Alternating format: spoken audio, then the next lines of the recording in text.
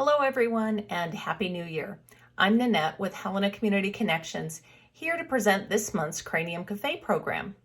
These talks will be posted every month on the Bridges website found at bridgeshcc.org or on the Bridges Facebook page. I will also send out a Cranium Cafe Brain Builder packet of fun puzzles to those who request them, either by sending us a message through the website or through Facebook via Messenger. You just need to send us your name and address, but please rest assured that we are not selling your information to anyone. You are also welcome to pick up a Brain Builder packet at Covenant United Methodist Church, located at 2330 Broadway, across the street from St. Peter's Emergency Room entrance. The Brain Builders are in a container placed on the outside of the front entrance of the building.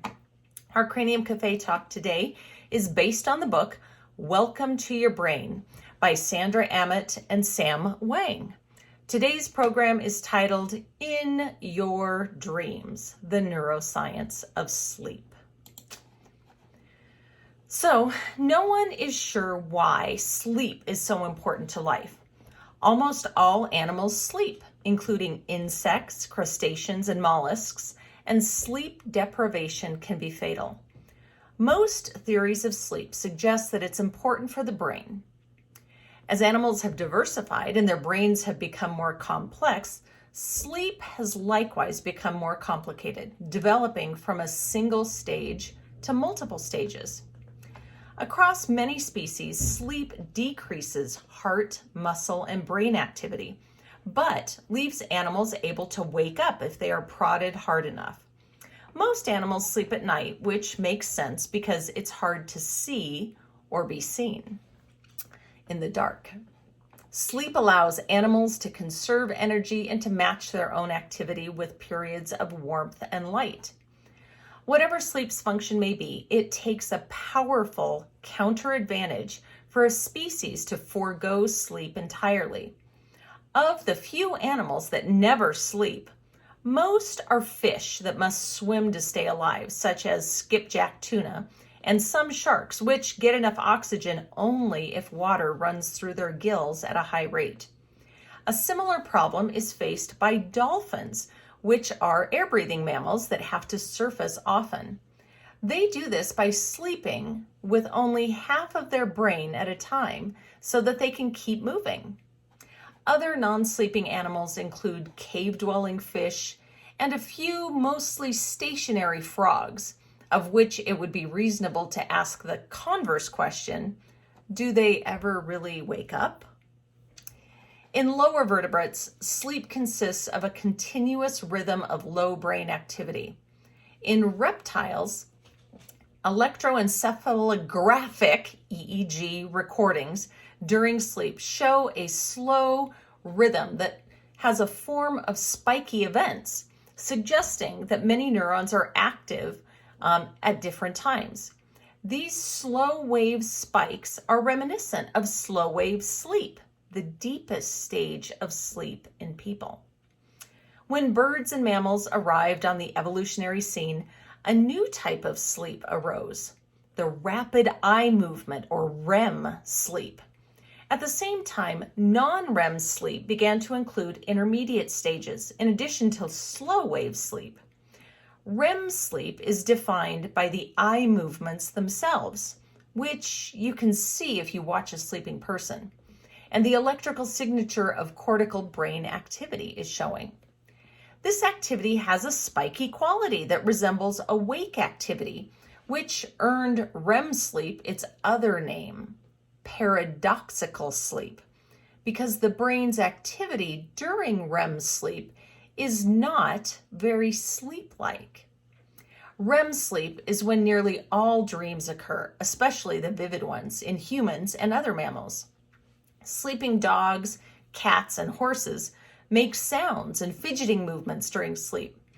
Dreamers are prevented from triggering active movements, though, because commands from the cerebral cortex to drive movement are blocked by an inhibitory center in the brainstem that is activated during sleep.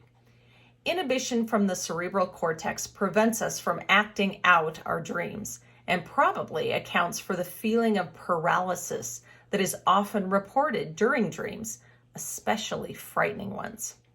Experts believe its malfunction to be a likely cause of sleepwalking, and also suggest that it might be a cause of bedwetting by children. The inhibitory center can be removed surgically. After such an operation, cats arch their backs and engage in mock combat during REM sleep, suggesting that fights are a common component of cat dreams. Whether REM sleep and dreaming have a biological function is hotly debated. One of sleep's functions may be to consolidate memories. Long-term storage of memory seems to undergo a conversion of some kind over weeks to months as our memories of facts, events, and experiences are gradually transferred from an initial storage place in the hippocampus to the cortex. At the same time, memories of specific episodes are incorporated into more general knowledge known as semantic memory, in which people remember facts without knowing how they were learned. A day's experiences are almost never the subject of dreams the same night, but instead are incorporated into dreams only after a delay of a few days or longer. Perhaps this is because sleep helps us process them.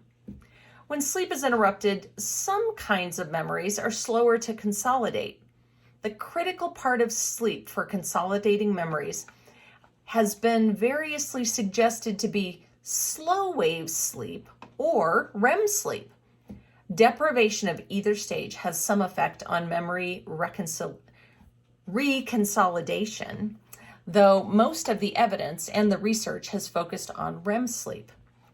One reason that it has been difficult to study sleep's connection to memory is that sleep deprivation damages the brain and the body. Sleep deprivation induces a stress response in which the hormone cortisol is secreted. It takes about 4 weeks of sleep deprivation to kill a rat and about 2 weeks to kill a fruit fly. The longest bout of known wakefulness for a human is 11 days. This feat, which is recorded in the Guinness Book of World Records, is likely to stand because the book has closed this category due to the health risks. After a few days of sleep deprivation, humans begin to hallucinate. At such stressful moments, hormones like cortisol are released, and these stress hormones are known to impair learning. Sleep deprivation's negative effect on memory can't be explained entirely by stress, though, as sleep deprivation still blocks memory consolidation in animals after their adrenal glands have been removed to keep them from releasing stress hormones. Did you know that yawns can be kind of contagious? They can be. Well, let's talk about why would sleep be important for memory consolidation. One possibility is that changes in the strength of connections between neurons, that's synaptic plasticity, are driven by neural activity, which can occur whether an animal is awake or asleep.